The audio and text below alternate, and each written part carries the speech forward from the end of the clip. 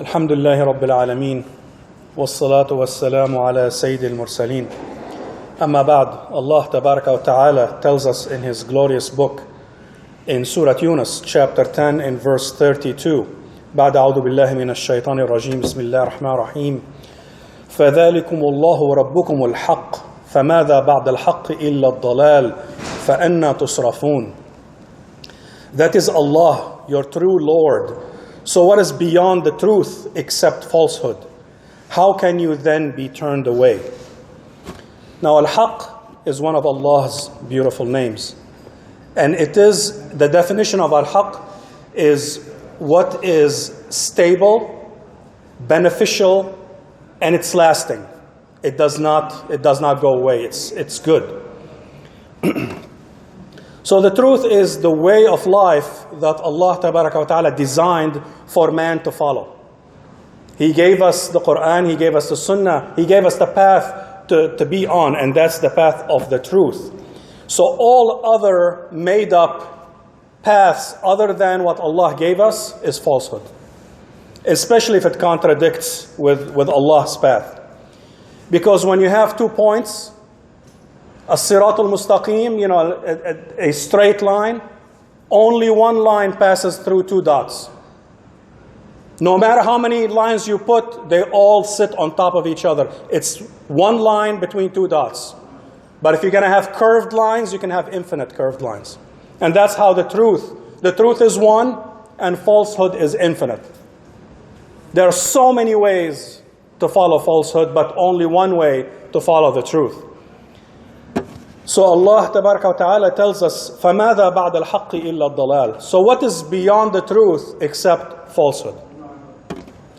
You encounter people that says, I'm a spiritual person. I don't follow any particular religion. Or I am a learned person. I have so many degrees. I have big library in the house. If you're not following, if you don't recognize that Allah Tabaraka wa Ta'ala exists, He is your Lord, He is your Creator, He is the one who provides for you, He is the one who created you and expects you to follow His instructions. If you don't do that, then you're following falsehood. And I talked last week about following desires. Same thing. Desires lead to falsehood.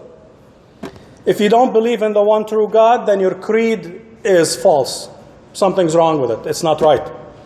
If you don't pray as a Muslim, you're following falsehood because you're expected to pray. If you're not on the side of truth, then effectively you're on the side of falsehood. There's only 2 sides. You're either on one side or the other.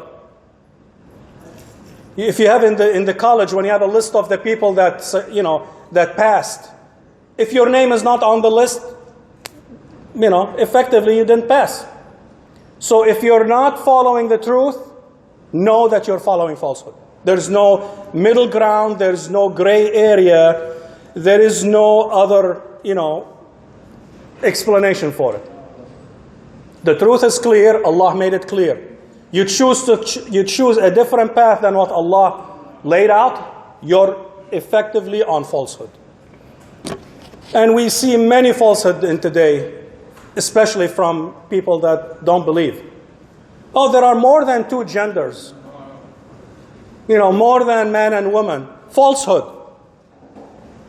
Men can get pregnant. That's another good one. I'd like to see that. That's falsehood.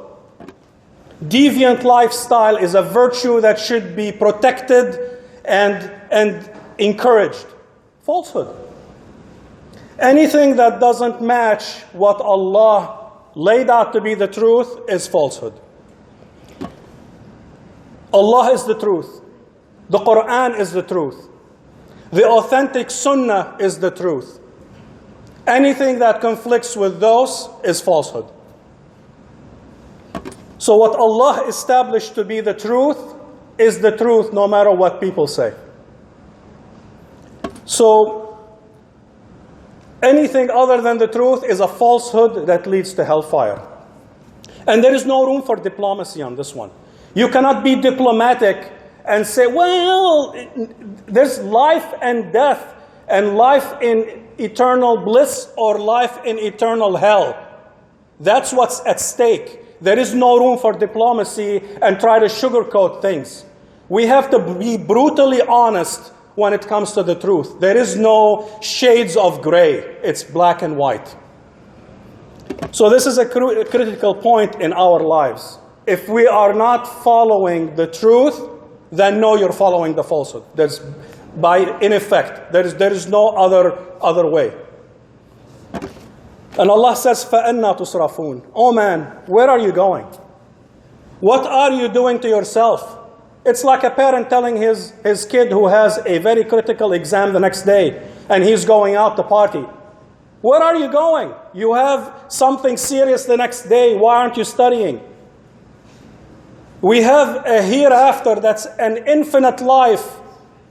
Is there anything in this life worth sacrificing that for? Who says, I want to have my eternity in hellfire? Nobody does that. Nobody says that. But you have to work for it. So Allah created us and He expects our obedience, and He expects us to follow the path that He laid for us. Because if we don't, we are on the wrong path. And the wrong path leads to hellfire. Allah's path is what leads to heaven and His pleasure. So following falsehood is like driving towards a cliff. You know that at the end of the cliff, you're gonna fall down. It doesn't matter if you're on a bicycle or in $1 million race car. You're still gonna be going off of that cliff. So we have to pay attention. In another verse, in the next verse in Surah Yunus, verse 33, Allah says, كَذَلِكَ حَقَّتْ كَلِمَةُ رَبِّكَ عَلَى الَّذِينَ فَسَقُوا أَنَّهُمْ لَا يُؤْمِنُونَ. And so your Lord's decree has been proven true against the rebellious, fasiqeen, that they will never believe. So they rebelled against Allah's rules. Allah says, do this, they rebelled, they did something else. They chose a different path. A rebellious person will not believe. You can argue all you want with them. They will not believe. They look for things to cover up, to make excuse, to legitimize what they're doing. They know they're wrong, but they don't want to admit it. And the link between rebellious and disbelief is a tight link. One leads to the other. If you're rebellious, it's going to lead you to disbelief. If you're a disbeliever, it's going to lead you to rebellion. The link is, you're not going to believe. حَقَّتْ كَلِمَةُ رَبِّكَ عَلَى الَّذِينَ فَسَقُوا أَنَّهُمْ لَا يُؤْمِنُونَ. If you're a fasiq, you're not going to believe. If you don't believe, you're going to be a fasiq. That link is very tight. So the ones who put their desires aside and objectively analyze what they're doing, and those are the ones who are nominated to be guided by Allah. Because you have an open mind. Yes, Ya Allah, you're telling me to do this. I know I'm doing something wrong. I recognize that I am doing something wrong. And inshallah, help me to get around it. That such a person is qualified to be guided.